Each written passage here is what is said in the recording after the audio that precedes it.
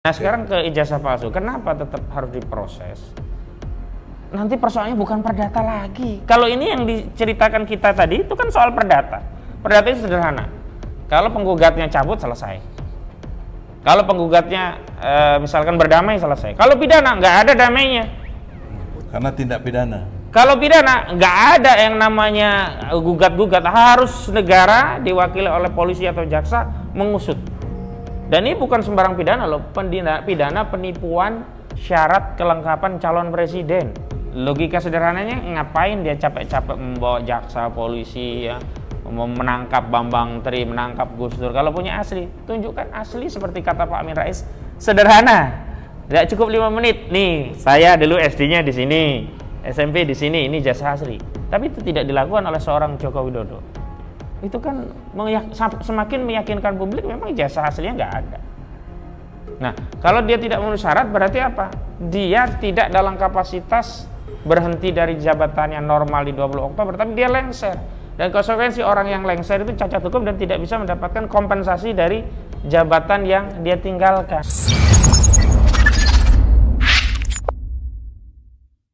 Ya, bismillahirrahmanirrahim. 20 Oktober 2024 itu Jokowi lengser. Ada sebagian yang tidak sependapat, oh itu bukan lengser bang, karena memang masa jabatannya habis di 20 Oktober 2022. Kenapa abang menggunakan terminologi atau istilah lengser? Saya katakan begini, secara politik Jokowi itu lengser di 20 Oktober 2024. Kenapa?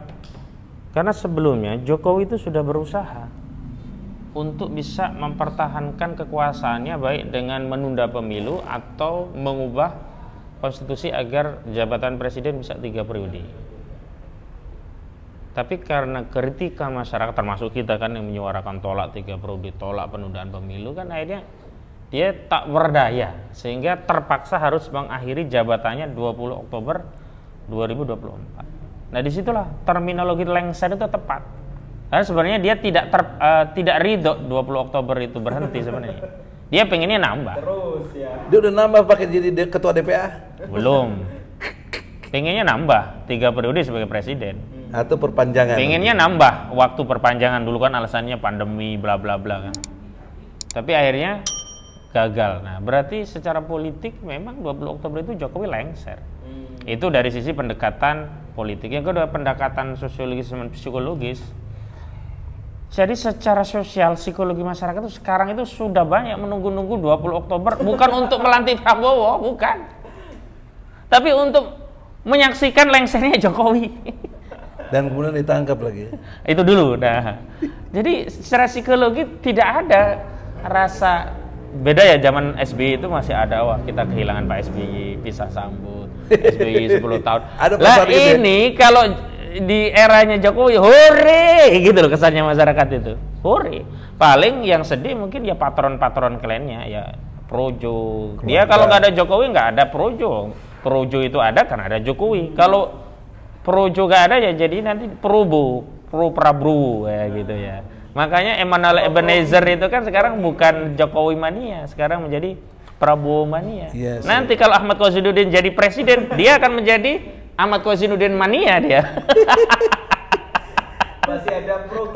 Artinya dia nggak mungkin tetap mempertahankan menjadi Jokowi mania gitu loh. Ciri-ciri oportunis ya. Bisa dikatakan demikian, tapi saya mau fokus bahwa dia tidak mungkin tetap menjadi Jokowi mania. Dan sudah dibuktikan. Dan sekarang sudah jadi Prabowo mania. Artinya begini. Secara psikologi sosial masyarakat 20 Oktober itu memang psikologinya orang lengser. Apa terminologi lengser bagi psikologi masyarakat? Gembira. Nunggu Jokowi berhenti itu gembira. Nggak ada yang sedih, ya Allah Pak Jokowi akan berhenti dari jabatannya. Padahal orang yang baik, yang soleh seperti Umar bin Al-Khattab, seperti Abu Bakar. Nggak ada yang begitu. Yang ada semua menunggu lega. Cuman kelegaan itu tidak paripurna kalau dia lengser, lambai-lambai tangan, santai, bahkan dapat rumah senilai 12 miliar di Colomadu. Enggak dapat jabatan. Nah, ini kita masuk ke pertanggungjawaban baik sebagai pribadi. Lebih dari 1 miliar tuh. Ya itu hal yang lain, penilaian kami silahkan. Yang jelas intinya tidak ada yang ridho. Jangankan 100 miliar atau 12 miliar, 1 rupiah pun nggak ada yang ridho. Kenapa? Karena dia menjadi presiden cacat. Dan uang rakyat. Cacat dulu. Kalau dia nggak cacat, memang uang rakyat hak bagi presiden. Jadi gubernur cacat juga dong. Nah, kita fokus presiden dulu gitu. Karena ini judulnya 20 Oktober itu dia lengser dari jabatan presiden dia. Nah, sekarang ke ijazah palsu. Kenapa tetap harus diproses? Nanti persoalannya bukan perdata lagi. Kalau ini yang diceritakan kita tadi itu kan soal perdata. Perdata itu sederhana. Kalau penggugatnya cabut, selesai. Kalau penggugatnya misalkan berdamai, selesai. Kalau pidana nggak ada damainya. Karena tindak pidana. Kalau pidana nggak ada yang namanya gugat-gugat, harus negara diwakili oleh polisi atau jaksa mengusut. Dan ini bukan sembarang pidana loh, pidana penipuan syarat kelengkapan calon presiden. Karena di 169 Undang-Undang Nomor 7 Tahun 2017 itu syarat presiden diantaranya ya itu harus lulus SMA sederajat minimal gitu. Dan yang dimaksud lulus SMA sederajat ya dengan dibuktikan ijazahnya asli. Nah ini kan ijazahnya sudah terbukti tidak ada aslinya, begitu. Di Solo itu terbukti tidak ada aslinya. Logika sederhananya ngapain dia capek-capek membawa jaksa, polisi ya, menangkap Bambang Tri, menangkap Gus Dur. Kalau punya asli, tunjukkan asli seperti kata Pak Amin Rais, sederhana. Tidak cukup 5 menit. Nih, saya dulu SD-nya di sini, SMP di sini, ini jasa asli. Tapi itu tidak dilakukan oleh seorang Joko Widodo. Itu kan semakin meyakinkan publik memang jasa aslinya nggak ada. Nah, kalau dia tidak memenuhi syarat berarti apa? Dia tidak dalam kapasitas berhenti dari jabatannya normal di 20 Oktober, tapi dia lengser. Dan konsekuensi orang yang lengser itu cacat hukum dan tidak bisa mendapatkan kompensasi dari jabatan yang dia tinggalkan. Nah tadi rumah dan sebagainya. Nggak berhak ya? Nggak berhak. Nah ini yang kita akan tuntut. Kenapa tuntutnya? Pidana lagi-lagi kadaluarsanya masih panjang. Nggak ada kadaluarsa kemudian setelah jadi presiden, enggak, waktunya masih panjang. Kalaupun ada 12 tahun? 12 tahun? Iya, Jokowi kan lengser 20 Oktober, nggak sampai 12 tahun tuh. Cuman 3 bulan sekian hari. Saya hitung-hitung kemarin ya kira-kira 97 atau 96 hari ini. Ini bikin tulisan lah, kalau di penjara itu kan menghitung hari, coret satu-satu. Kalau ini 90 hari menghitung kapan Jokowi lengser gitu ya. Kita coretin satu-satu gitu. Iya, begitu. Nah, di situ nanti akan hilang status yang disebut-sebut simbol negara. Padahal salah, presiden itu hanya kepala negara, bukan simbol negara. Simbol negara yaitu bendera, lambang, bahasa itu diatur.